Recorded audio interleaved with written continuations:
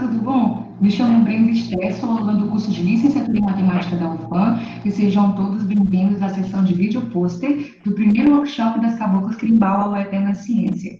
Nas sessões teremos como mediadora a professora Carla Tribuzzi, a professora Juliana Miranda e eu. Precisamos que você desative corretamente o áudio para que não haja interferência durante a apresentação.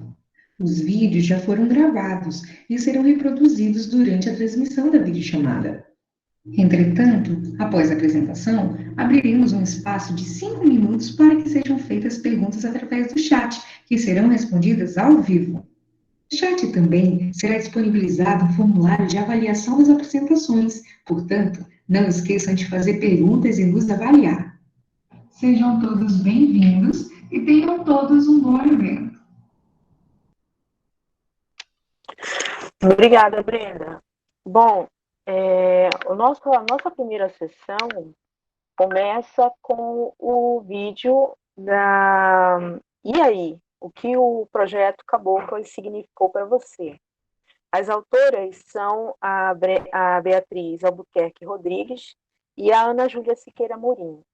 A Bia, né, como a gente costuma chamar a Beatriz Albuquerque, ela é graduada da matemática, licenciatura em matemática pela UFAM.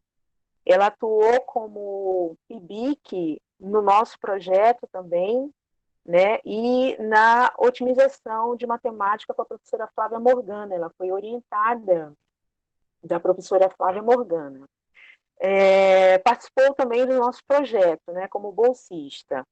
A Ana Júlia, que foi a segunda autora do trabalho, cursa licenciatura em matemática, ela é integrante do PET, né, é um programa de educação tutorial que nós temos no departamento de matemática, e estuda tópicos em geometria.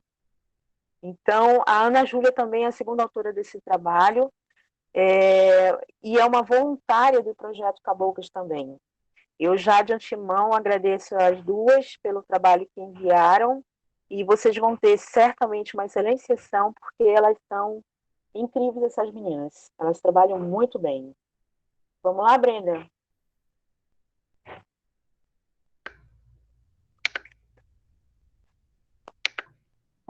O tema do nosso projeto é: e aí, o que o projeto Caboclas significou para você? A equipe é composta por mim, Ana Júlia Siqueira, pela Beatriz Albuquerque, e a nossa orientadora é a professora doutora Flávia Morgana Jacinto.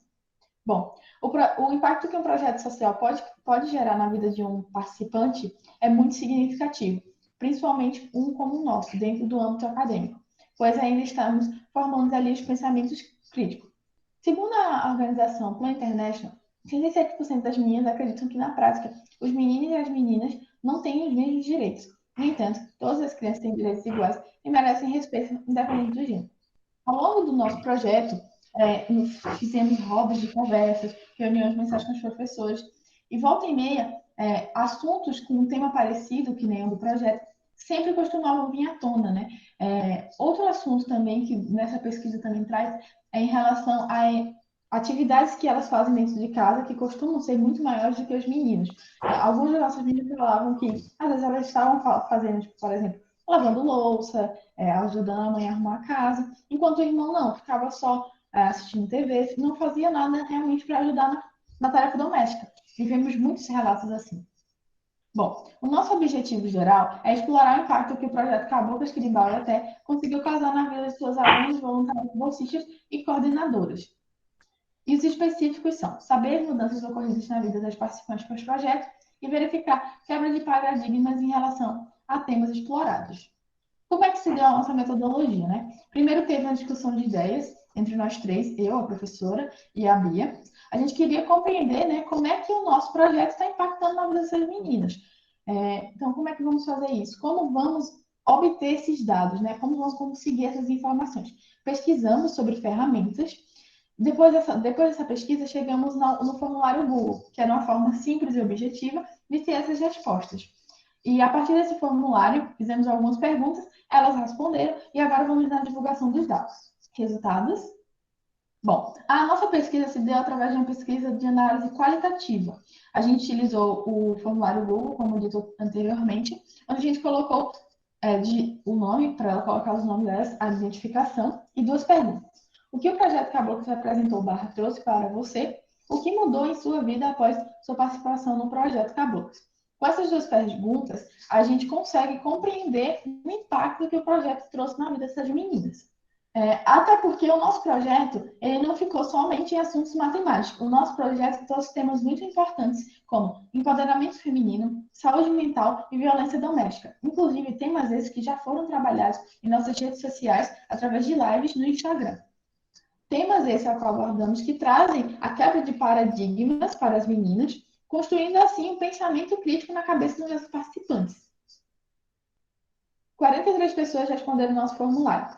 Entre elas, alunos da escola, 49%, professores da escola, 14%, professores de graduação, 12%, alunos de graduação, 18%, e pessoas que não se identificaram, apenas 7%. Agora vamos mostrar as respostas das meninas.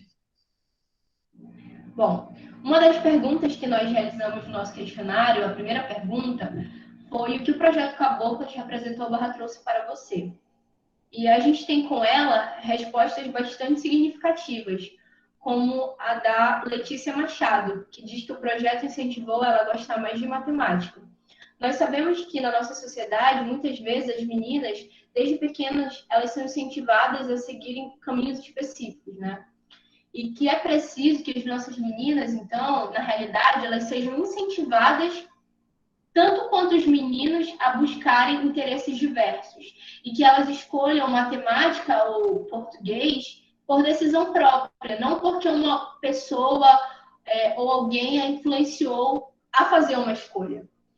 Bom, além disso, a gente observa respostas como a de Lene Cruz, que diz que o projeto trouxe uma relevância em relação ao tema da mulher e o como ele foi importante, o quanto ele é importante, né, para mostrar para as nossas meninas exemplos femininos.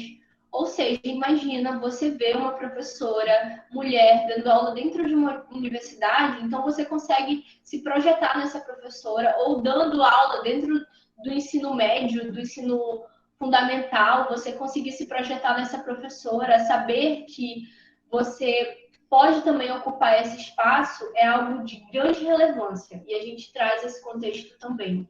E é muito importante frisar que, como foi dito, nosso projeto ele não tratou apenas de assuntos matemáticos, mas de assuntos diversos, como saúde mental, assuntos que pudessem ajudar nossas meninas no dia a dia escola delas.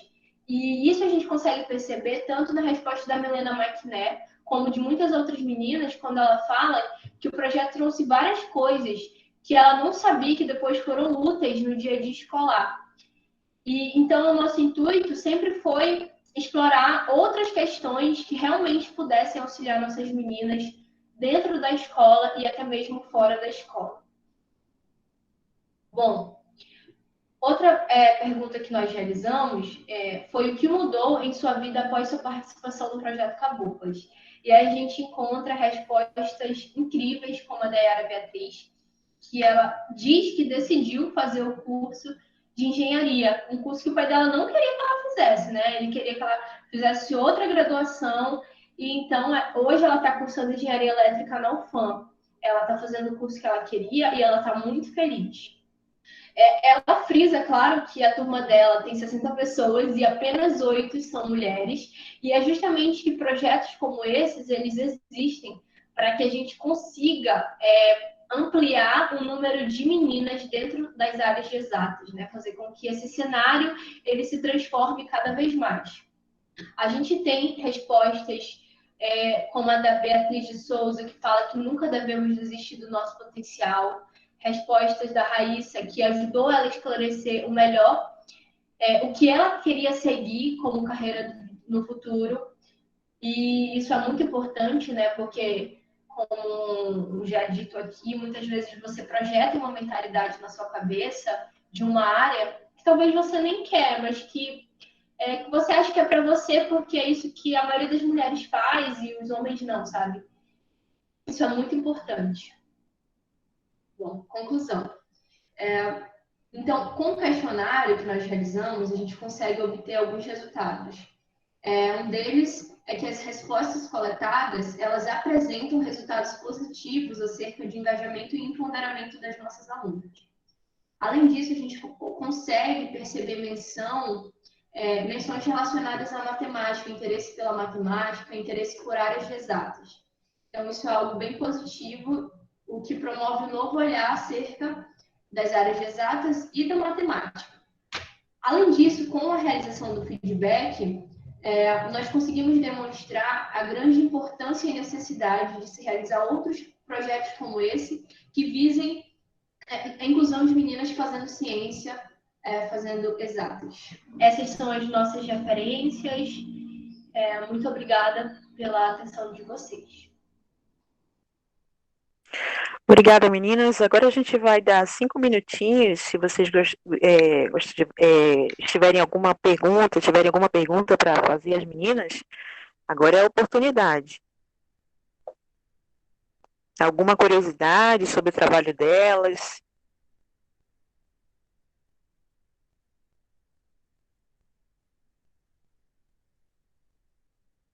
Pode abrir o áudio para fazer a pergunta, se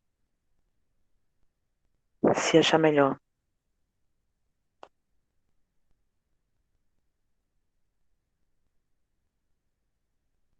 Nenhuma pergunta? Bom, então eu agradeço às meninas. Eu coloquei aqui no chat. Vocês podem avaliar as videosessões que serão passadas hoje. A cada final da sessão, eu vou colocando aqui o link para que vocês possam avaliar as meninas e a sessão agora, tá? Nenhuma pergunta mesmo? Posso prosseguir? As meninas gostariam de falar alguma coisa? Sim, professora. Eu posso falar? É a Bia. Pode falar, Bia. Fica à vontade. Na verdade, eu e a Ana, a gente queria agradecer a nossa orientadora, a professora Flávia, porque sem ela nada disso teria sido possível, né? E o nosso projeto, a gente trabalhou bastante nele e acredito que a gente vai continuar trabalhando para que outros resultados possam ser inseridos na pesquisa, tá? Enfim, muito obrigada e por todo mundo que está assistindo também. Obrigada, Bia. Excelente. Parabéns também para a professora Flávia, né? Excelente orientação. Bom, então a gente vai prosseguir e a próxima sessão de vídeo vai ser do aluno Vinícius Rosário das Chagas. O Vinícius, a sessão chama-se Alguns Resultados de Geometria Global de Superfícies, né? O vídeo dele, o trabalho. O Vinícius é nosso aluno também, 5º período de matemática em bacharelado aqui na UFAM, e ele é bolsista do CNPq, ele fez PIBIC. E o Vinícius, ele está nos honrando com o seu trabalho, né? Vai estar saindo aqui de primeira mão, né? É um trabalho que ele vai apresentar, inclusive, no CONIC. Desde já, a gente quer agradecer muito a participação do Vinícius por estar aqui com a gente, revelando, então, o seu trabalho aqui de forma exclusiva, né? De primeira mão aqui para as caboclas, né? Então, Vinícius, Brenda, pode liberar o vídeo post do Vinícius, por favor. Sim, senhora. Olá, eu sou Vinícius Rosário das Chagas, sou acadêmico do Instituto de Ciências Exatas, cursando bacharelado em matemática. Minha orientadora é a professora Juliana Ferreira Ribeiro de Miranda, professora doutora do Departamento de Matemática. O título do PIBIC é Alguns Resultados de Geometria Global de Superfície. Primeiramente, eu vou fazer uma definição rápida do que é uma superfície regular. Uma superfície regular vai ser um subconjunto do R3, que para todo ponto dessa superfície vai admitir uma parametrização, onde essas parametrizações são aplicações que saem de abertos do R2 e chegam em V interseção S, onde essas parametrizações têm que ser diferenciável, homeomorfismo, e a diferencial tem que ser injetivo. Primeiramente, eu vou falar o que é uma superfície orientável, antes de partir para o teorema egrégio de Gauss. Uma superfície ela é orientável se nela for possível definir um campo de vetores normais, unitários e diferenciáveis, em toda a superfície. Bom, agora eu vou falar o que é o conceito extrínseco e o conceito intrínseco. O conceito extrínseco é aquele no qual tem que fazer menção ao ambiente no qual a superfície está, que no caso é o R3. Enquanto o conceito intrínseco são aqueles que são invariantes por isometrias, como a primeira forma fundamental e os seus coeficientes.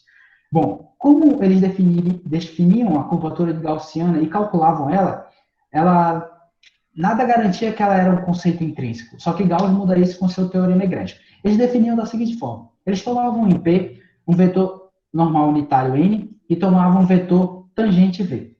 Esses dois vetores definiriam um plano e a interseção desse plano com S dava essa seção normal, que é essa curvinha que está em S, como ilustra a figura. Eles calculavam a curvatura normal nessa curvinha e faziam isso, essa ideia, em todas as direções unitárias e tangentes em P. Calculando as curvaturas normais máxima e mínima, eles faziam o produto e achavam a curvatura de Gauss. Observe que não se trataria de um conceito intrínseco, porque esses planos estão em R3 e eu estou fazendo menção indiretamente ao R3 nesse caso.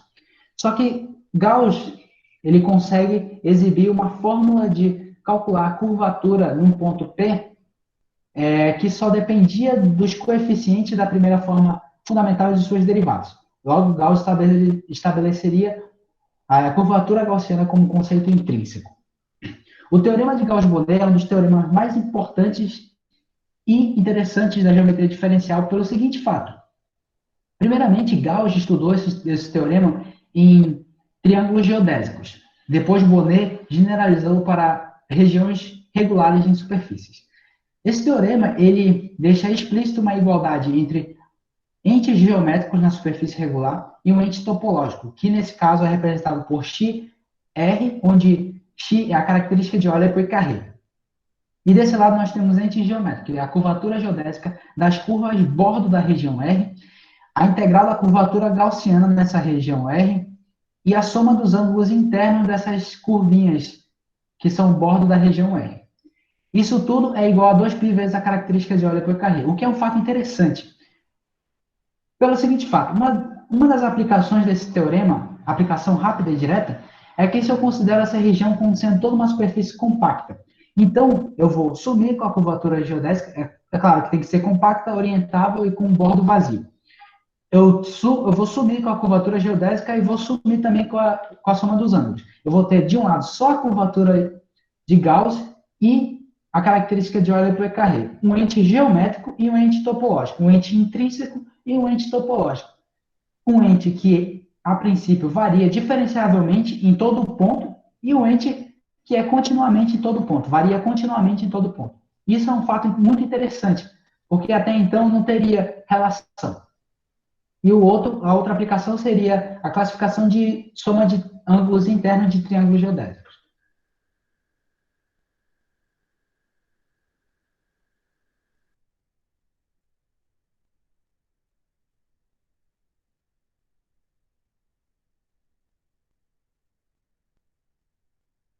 Tentar deformar ela isometricamente, isso não vai ser possível. Eu só vou conseguir levar uma esfera em uma esfera isometricamente. É isso que esse teorema quer dizer, que a esfera ela é rígida nesse seguinte sentido. Eu não consigo deformá-la de tal forma que os comprimentos de curvas, a curvatura de Gauss vai ser a mesma. Eu só consigo isso com a esfera. Eu só consigo levar uma esfera numa esfera via isometrias. Essa foi a minha apresentação. Eu agradeço a todos. Muito obrigado. Excelente apresentação do Vinícius, né? Vamos abrir para as perguntas. Nós temos alguma pergunta? Parabéns, Vinícius.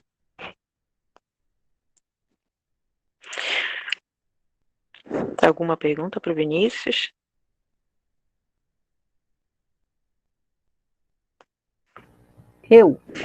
Opa, vamos lá. Vinícius, você pode, por favor, abrir sua câmera? Já, professor. Abri aqui. Ok, vamos lá. Quem quer perguntar? Primeiro sou eu, a Flávia. Ok, vai lá, Flavinha.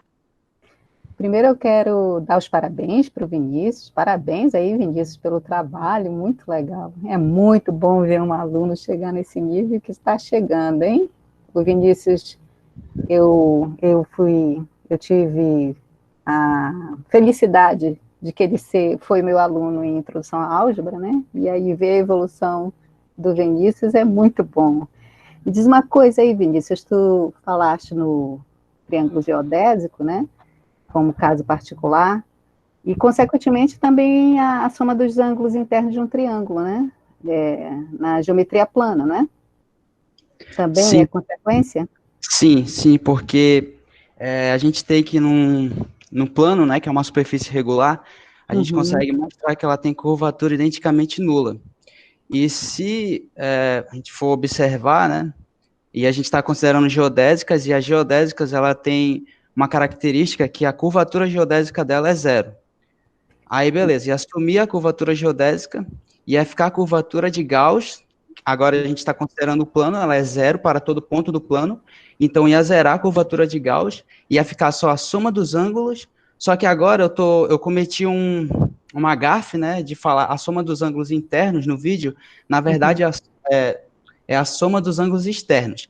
Aí, para a gente considerar os ângulos internos, a gente tomaria π menos o ângulo interno. Não, peraí. Π menos o ângulo interno. Aí o que ocorreria? A gente teria de um lado a soma 3 vezes π menos os ângulos internos de um triângulo. Aí ia subtrair, né, no caso, dos dois lados, ia ficar π igual à soma dos ângulos internos de um triângulo. Ou seja, a gente recuperaria o caso particular de um plano, que seria a soma dos ângulos internos sendo igual a π. Legal, ou seja, é uma outra prova de um teorema conhecidíssimo da geometria plana, olhando como caso particular do teorema de Gauss, né? Por isso que esse cara é conhecido como príncipe da matemática, né? Um negócio assim fenomenal, é muito bonito. E o teorema fundamental do cálculo, tu consegues ver como caso particular do teorema de Gauss? Ou não pensou nunca nisso? Isso aí eu não pensei ainda. Então fica para você pensar, tá, meu querido? Vê se dá. Obrigado. Tá bom? Não responde agora, não, porque bem. quando eu te fiz a pergunta do teorema clássico, porque você falou, né? E aí, não se preocupe com a gafe, isso é normal, numa apresentação tão rápida, né? E tem que fazer o vídeo, não se preocupe, isso é de menos. De modo nenhum diminui a qualidade do teu trabalho. Foi excelente a apresentação. Aí por isso que eu perguntei. E aí fica para você pensar que você sabe, o teorema fundamental do cálculo tem a ver com área, né? Sim. Né? Então faz todo sentido o que eu estou te perguntando. Né? Eu acho que eu já até tenho uma ideia de como... Já tem? Já. Legal, já tem uma ideia de como... E dá tempo, Carla, dele falar? Pode falar, Vinícius. Vinícius. Eu acho que tem muito a ver também com a interpretação, talvez, eu posso estar enganado no caso, tem muito a ver com a interpretação geométrica que Gauss dá para a curvatura, né? Perfeito. Aí isso ele estaria no caso da reta. Porque o Gauss estabelece a curvatura como um análogo na curvatura de curvas planas, né? Curvas planas não, curvas em geral. Que ele tomava um comprimento de arco, subtraía o comprimento de arco e olhava para... É claro que eu tinha que ter um ponto, né, específico dentro desse intervalo que eu ia subtrair comprimento de arco, e olhava para o quociente de alfa, onde alfa seria a parametrização da curva. Eu estou pensando nesse sentido, não sei se... Deixa eu pensar um pouco. Não, eu realmente quero deixar como para você pensar com carinho, como um objeto a mais, porque eu acho que é sempre isso, né? A gente vê um resultado bonito desse, é muito, muito bonito, muito geral, vale a pena, tem várias aplicações, tá? E as aplicações na física são interessantíssimas. Você relaciona com o teorema de Green, dá um monte de aplicações. Mas deixa a pergunta para você pensar depois, e para todo mundo que sabe um pouquinho aí, já acompanhou um pouquinho de geometria, tá bom? Mas meus parabéns, hein, Vinícius? Show Obrigado, de bola. professor. Tá bom. Obrigado. Professora Carla, eu gostaria de falar um pouco mais, né? Poderia? Teria o tempo? Vamos lá. Fale aí. Eu só gostaria de agradecer, né, primeiramente, a minha orientadora, que eu sempre falo isso muito para ela, porque ela aceitou me orientar, mesmo não me conhecendo. Eu sou muito grato a ela, grato também à professora Morgana, à professora Inês, à professora Rose, porque sempre que eu precisei, eles me auxiliaram nos resultados, e eu gosto de dizer que esse PIBIC, ele vai está sendo premiado, né? Mas ele é coletivo, ele não é só meu e nem da professora Juliana, ele é de todas essas pessoas, dos meus amigos também, que me ajudaram muito em várias conversas, no pessoal, né? Sou muito grato a vocês, todos. Muito obrigado. Muito obrigado a todos. Obrigada, Vinícius. Obrigada, Vinícius. Excelente trabalho, parabéns. Muito bom. Bom, então vamos prosseguir aqui com as sessões e o próximo a expor o trabalho é Álgebra Linear Avançada em Biomatemática. O aluno que vai apresentar é o aluno Davi Sotomayor. Ele é estudante de bacharelado em Matemática Aplicada na UFAM. E o Soto também, como a gente costuma chamá-lo, é diretor dos projetos do Soma Júnior, do Departamento de Matemática, tá? E do curso de Matemática Aplicada. Então, vamos lá, Brenda?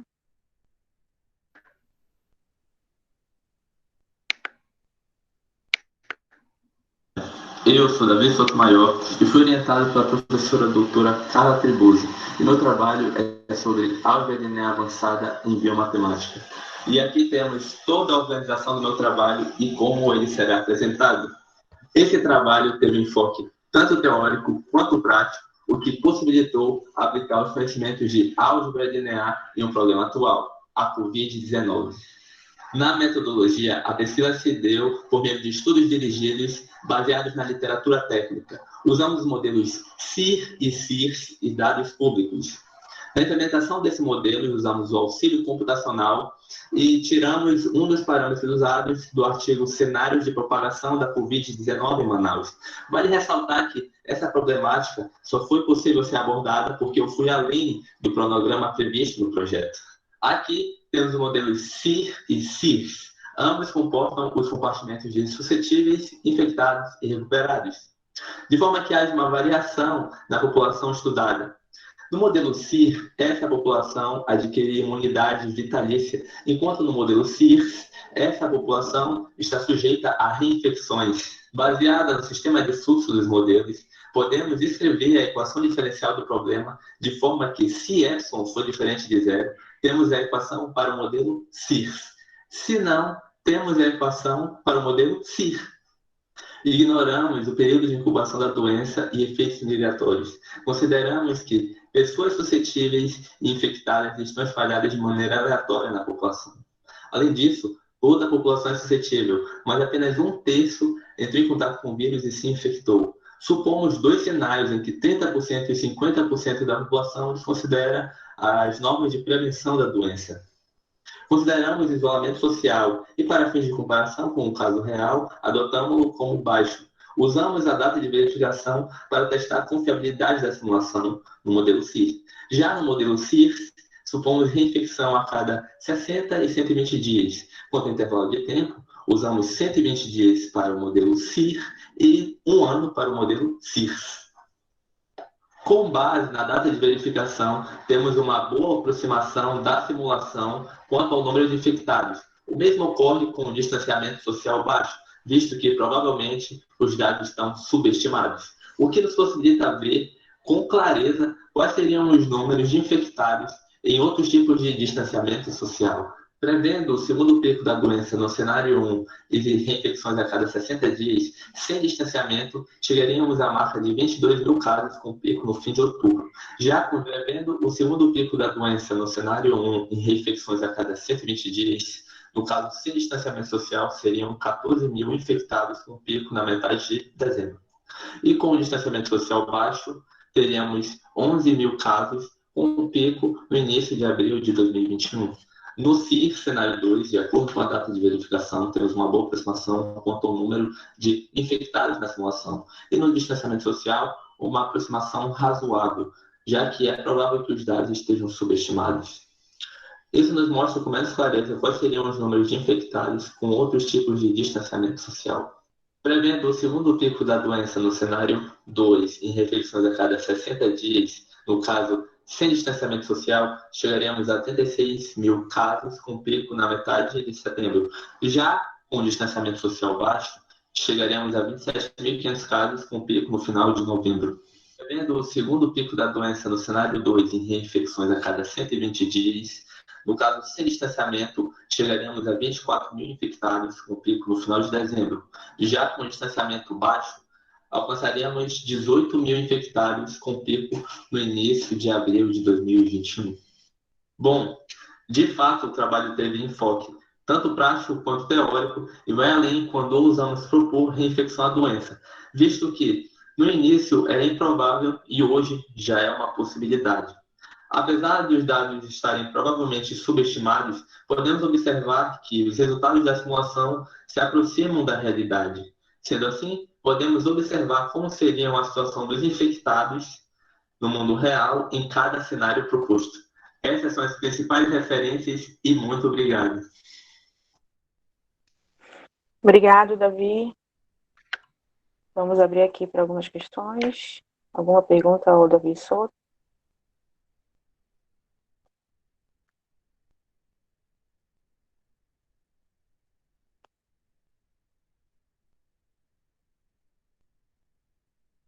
Nenhuma questão? Eu. Já pergunta, né? Vai lá, Fábio. Souto, por favor, você pode ligar a sua câmera para falar com a professora Fábio, por favor? Acho que ele já ligou, né? Ele já está ligado. Ali, eu estou vendo ele. Bem, eu quero de novo dar os parabéns. Que coisa, né? Que evolução desses meninos. Mesmo a turma do Vinícius está aí falando, programando, né? Que coisa boa. Souto, eu não sei programar. Tu fizeste tudo em Python, foi?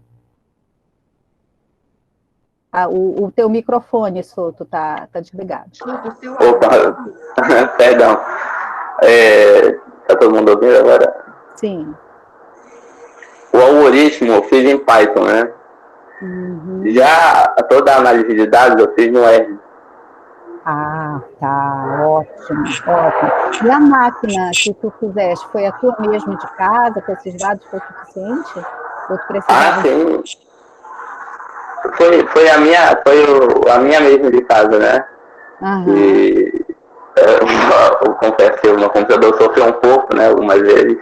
Sim. Porque nesse tipo de problema a gente usa muito esforço computacional, né? Exato. Então, ele sofreu um pouquinho, mas com paciência, né? E os resultados saíram, né? Sim. E aí vocês fizeram uma projeção que em 2021 a coisa vai estar feia ainda. Ah, sim, professora. Como é que funciona esse sistema de previsões, né?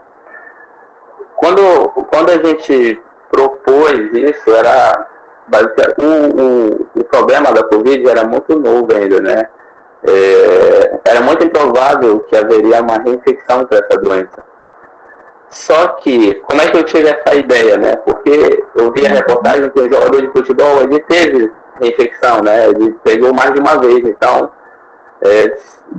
surgiu essa ideia, né? E se for verdade, né? E se acontecer no mundo real. Então a gente, lógico, também pelo brilhantismo da minha orientadora, a gente foi além, né? E tentou prever como que seria se tivesse reinfecções, né? E quais cenários seriam essas reinfecções, se a gente mantesse o distanciamento e sem o distanciamento. Certo. Isso é legal demais, porque com certeza, hoje já está comprovado, né, que tem reinfecção, e com certeza os dados de vocês têm que ser olhados com carinho. Agora, outra coisa, eu não sei se você assistiu a palestra da Daisy, que veio para o PPGM, e ela falou sobre isso, né? E uma das coisas que eles colocaram lá no trabalho deles foi o contágio mesmo com as pessoas em quarentena. Entende isso? O contágio... Não, eu não consegui entender. O contágio acontecendo mesmo a pessoa estando em quarentena, né? Porque eles levaram em conta na modelagem o grande número de pessoas dizendo, eu estava em quarentena, não saí de casa e mesmo assim me infectei. Peguei o corona. O corona, de alguma forma, o coronavírus chegou de alguma forma a essas pessoas que alegavam estar em quarentena. E aí eu queria, assim, só mais deixar essa dica, né, de que tem esse trabalho da professora Deise, que visitou o nosso programa, tá? E eu acho que já deve estar no canal do PPGN. Aí seria interessante você dar uma olhada nas equações, como é que ela modelou e como esse fator foi considerado na pesquisa deles, tá bom? Sim. Ok? Tudo bem, professor. É mais nesse sentido. E dar os parabéns foi ótimo. Obrigada. Né? Pena que Obrigado. a gente ainda vai estar, né, a doença, né? Mas parabéns. Eu não consegui entender, desculpa. O quê? É o cachorro? O cachorro. O cachorro está lá na casa do solto, hein? Eu não Parabéns, solto. Poxa, obrigado, professor. Alguém mais tem alguma pergunta? Vamos lá, vamos perguntar, gente. Vamos perguntar. Então, tudo bem. Acho que não, Soto. Obrigada, Soto. De nada, eu agradeço a todos que puderam estar aqui com a gente. Eu tenho. Opa, então. O teu sobrenome por favor. Maior, é? Isso. Tem algum parentesco com o Soto Maior de equações diferenciais lá? Eu não sei, você já fez uma pergunta dessa introdução álgebra, mas eu não. Até hoje eu não descobri ainda. Ainda não foi atrás da geologia, rapaz? Tá bom. Já não foi, olha. Só para descontrair isso. Parabéns. Poxa, eu gostaria de agradecer a todos que participaram aqui, né? E foi realmente um desafio, né? E que aqui mostra, né, que eu consegui vencer, né? Mas justamente sozinho eu não conseguiria, né? Eu só consegui trazer esse resultado para vocês porque eu tive a ajuda de pessoas que estavam engajadas aqui. E eu sou muito grato às pessoas, como por exemplo a professora Carlos, né? A Renata, o Patrick, né? E o nosso grupo de orientação, né? Então, muito obrigado a todos. E aí? Obrigada, Soto, pela participação. Flavinha, obrigada pela pergunta também. Então, vamos continuar. Agora nós temos um último vídeo, né, de apresentações. Eu vou colocar aqui o link de avaliação para que vocês possam avaliar a apresentação do Soto. E agora a gente vai prosseguir, então, com a apresentação. Essa apresentação agora é bem especial para a gente, porque é matemática na natureza, e foi um produto das alunas da escola do Waldock Frick de Lira, orientadas pela professora Ieda. Ieda foi uma aluna nossa também da matemática, foi formada pelo departamento de matemática, e hoje atua como professora na escola Waldock Frick de Lira. As alunas são a Júlia Bela Litaif de Costa Moraes, que é aluna da escola Waldock Frick de Lira, e a aluna Karine Nascimento Costa, que fez o curso, ambas fizeram curso de marketing digital e informática avançada. Brenda, por favor.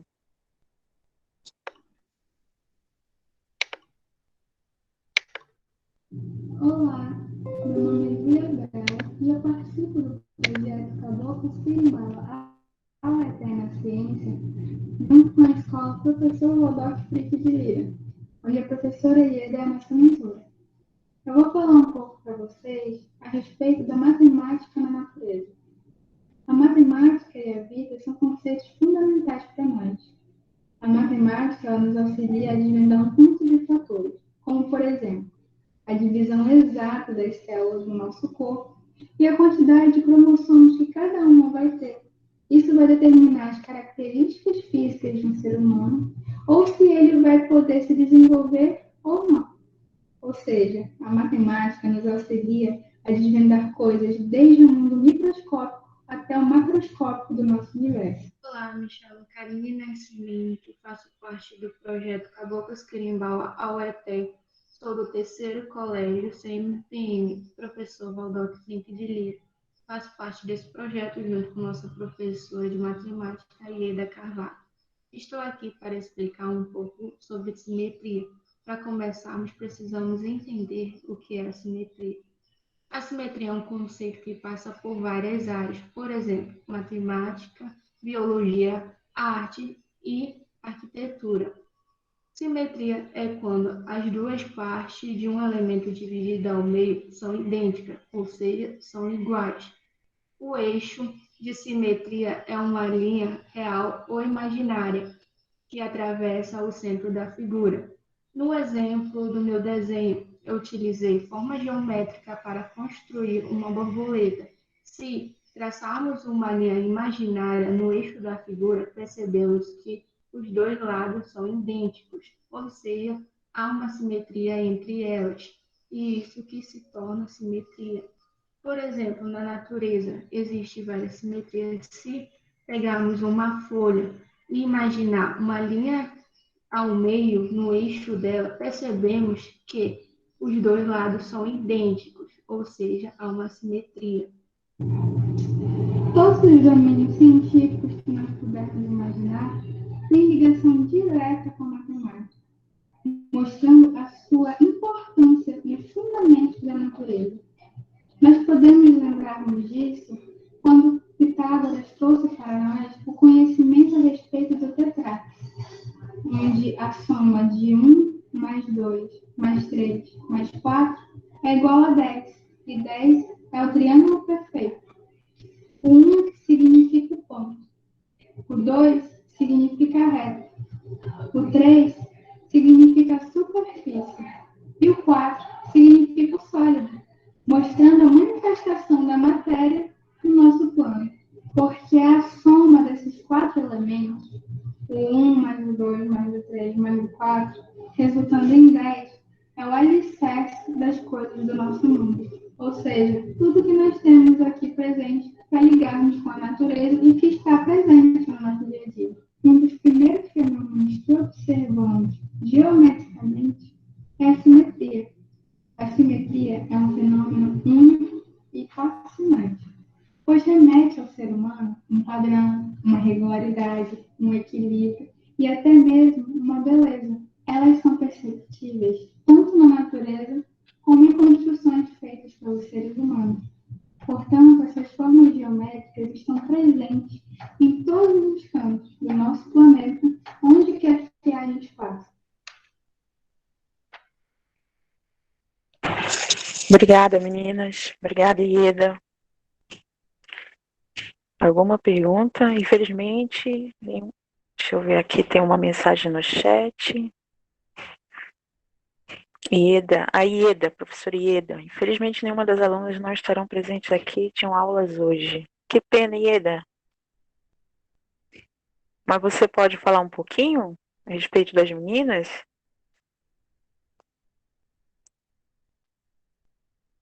Como é que elas se desenvolveram? Como é que foi a sua experiência nesse trabalho com elas?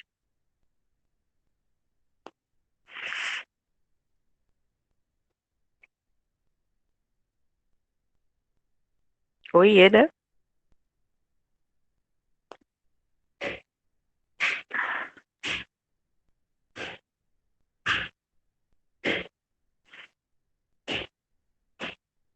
Será que a Ieda caiu? Flávia, a Ieda ainda está presente? Agora sim, Ieda, a gente não consegue te ouvir.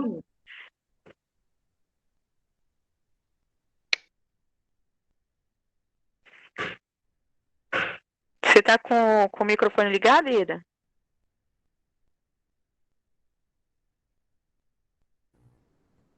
Eu acho que ela tem dificuldade com som, Carla. Uma pena, né? Felizmente. Bom, mas eu gostaria então de agradecer a presença de todos e deixar aqui. Tá ligado, Ieda? Você pode falar agora? Tem que ver se não é um problema com o aparelho. A senhora tem um fone perto da senhora? Ela foi pegar um fone. Ah, ótimo. Eu acho que vale a pena aguardar um pouquinho, porque a experiência da Ieda com as meninas é bem interessante.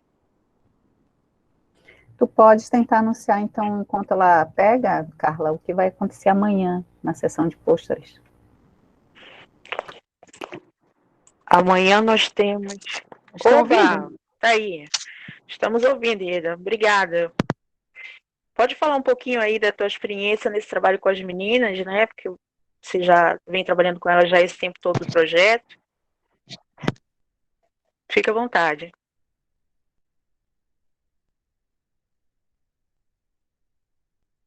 Quando eu coloco o fone, se vocês estiverem me ouvindo, me dá um ok aí. Quando eu coloco o fone aqui no computador, eu não consigo ouvi-las, tá? Não sai o som aqui para mim. Estou com problema o meu computador. Boa tarde a todos. Eu gostaria de agradecer, né, a todas as professoras aí do projeto por essa oportunidade que nós tivemos de participar, né? Com relação às minhas alunas, o que eu percebi? E muitas chegaram comigo, né, falando que o projeto mudou muito a mente delas, abriu muito delas, né, escolheu, estava no terceiro ano, passou para matemática na UFAM, infelizmente não fez a matrícula justamente por falta de incentivo da família, porque a família achava que ela tinha que passar para direito. Então, ela perdeu essa oportunidade e ela chegou a me falar que realmente ela gostava muito de matemática, né? E que, infelizmente, não fez a matrícula porque a família achava que era melhor ela estudar um ano a mais para tentar direito. Mas, assim, todas, assim, com relação ao projeto, se desenvolveram bastante na escola, em termos de estudo, né? Melhoraram, focaram mais, porque o projeto, além de ensinar isso eu percebi bastante nelas, né? E até comigo, o projeto também me mudou um pouco, porque eu me formei pela UFAM no ano de 2005, né?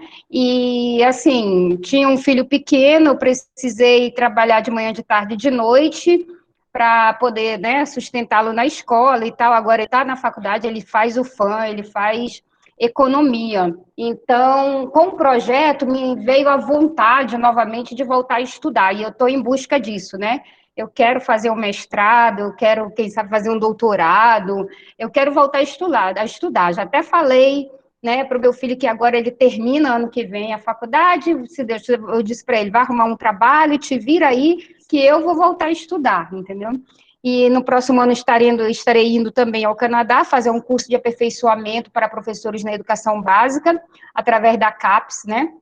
Um projeto que eu já me inscrevi, passei, fui aprovada, estou super feliz, super ansiosa com essa experiência, né, que vai me ajudar muito, eu tenho certeza disso, né, que a gente nunca pode parar de estudar. Eu parei por um tempo por necessidade econômica mesmo, mas agora o meu foco é voltar a estudar. E parabéns a todas pelo projeto, foi um prazer participar desse projeto. E nos encontraremos por aí, né, em novas palestras, quem sabe, em cursos, a gente vai estar sempre por aí. E muito, muito bom. Obrigada pela oportunidade, obrigada por tudo aí de vocês também, tá? Eu vou tirar o fone, porque senão eu não consigo ouvi-las.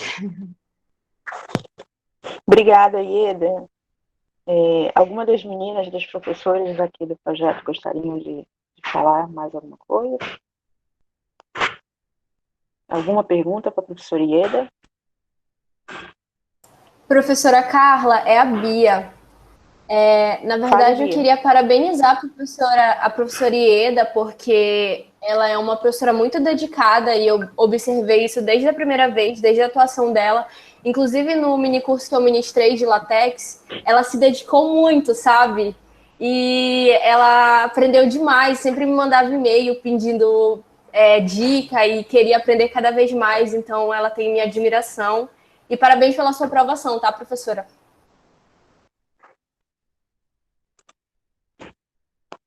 Excelente, é isso aí, Bia. Parabéns mesmo, Ieda, pelo sucesso aí Espero que você aproveite bem essa estada no Canadá. E que bom que as meninas cresceram, né? Eu acho que a gente vai ter oportunidade de ver algumas apresentações ainda aí onde isso é bem visível, né? Flávia, gostaria de colocar alguma coisa? Sim, sim, eu gostaria de dar os parabéns à Ieda pela dedicação ao projeto, por ter sempre comparecido às nossas atividades, por ter compreendido a ideia do projeto, né, de ter ajudado as próprias meninas lá, porque sem essa interlocução dos professores nas escolas, eu acho que a gente não teria feito metade do que a gente fez, né? Não que a gente imaginasse que fosse fazer tudo o que a gente fez, tá? Eu acho que nós todos nos surpreendemos com o resultado do projeto, então, mas sem a ajuda dos professores, né? Todos os ATPs, né? Professora Ieda, professora Aldilene, professora Salete, professora Francilene, professora Zenilda e o professor Wellington, né? Eu acho que vale a pena a gente registrar aqui que todos vocês foram fundamentais, tá? Ontem na live, quando a gente teve já a oportunidade de ouvir as próprias meninas falando, é incrível, é incrível a mudança, a nova perspectiva, né? E, claro, isso não seria possível se não fosse com a ajuda de vocês, né? Então, eu só tenho a agradecer, dizer obrigada em nome das minhas colegas, né, por essa ajuda que foi fundamental, e torcer para que esse tipo de coisa desapareça, né, que nós consigamos fazer com que a sociedade entenda que é mais importante ter uma pessoa fazendo matemática do que estar desenvolvendo qualquer outra área sem paixão, sem alegria, né? Às vezes com muita tristeza, né? Então, é uma pena que a nossa aluna lá digo nossa, porque na verdade foi sua, né, Ieda, mas nossa, no sentido do projeto, não tenha conseguido fazer o curso que ela, talvez de paixão, de coração, fosse fazer e trazendo uma qualidade de vida posterior muito melhor, né. Mas a gente espera que isso mude, e eu acho que a gente já está fazendo várias coisas nesse sentido, de mudar essa visão, tá? Então, parabéns de novo, Ieda, que você tenha muito sucesso no Canadá, e vamos lá, né? Qualquer coisa, se estiver por lá, manda foto para a gente, para dizer como é que estão as coisas, e manda dizer como é que tá? Deixa a gente a par, tá? De tudo que você está passando por lá, crescendo e se motivando, tá bom? Parabéns e boa sorte. Obrigada, Flávia. Bom, eu acho que encerramos por hoje. Eu gostaria de convidá-los já para a sessão de amanhã. Nós vamos ter trabalhos muito bons também, da Giane e da Bia. A Bia vai voltar com um trabalho belíssimo. Eu não vou dizer o título para vocês, que eu quero que vocês fiquem aí curiosos para saber que trabalho é esse. Essas meninas vão apresentar trabalhos muito bons. Foram todas orientadas pela professora Flávia, então já sabe que a qualidade do trabalho é excelente também, né? Então, eu convido vocês a participar da sessão de amanhã, que também começa no mesmo horário de hoje, né, às 3 horas. E agora a gente vai ter eu vou deixar uma mensagem para vocês, de um matemático que eu gosto muito, para finalizar aqui a sessão, né? Para uma boa reflexão a todos, que é de Galileu, né? Que ele dizia o seguinte: a matemática é o alfabeto que Deus usou para escrever o universo. E essas meninas, para a gente, no projeto, são pequenos universos. E a matemática, ela chegou implantando, né? Foi uma sementinha que o projeto plantou nas escolas e em cada uma das meninas, né? E a gente torce para que as gerações futuras elas possam ter um maior apoio, né? Principalmente as meninas que querem fazer exatas, né? A matemática, ela promove uma expansão, né, também de consciência. Ela é uma linguagem belíssima e que traduz muito do que é o nosso universo interno e externo. Então, eu gostaria de deixar essa mensagem para vocês, de Galileu, né? E também convidá-los à próxima sessão amanhã, ok? Então, damos por encerrada a atividade agora de sessão de vídeo posting. Muito grata a todos pela participação.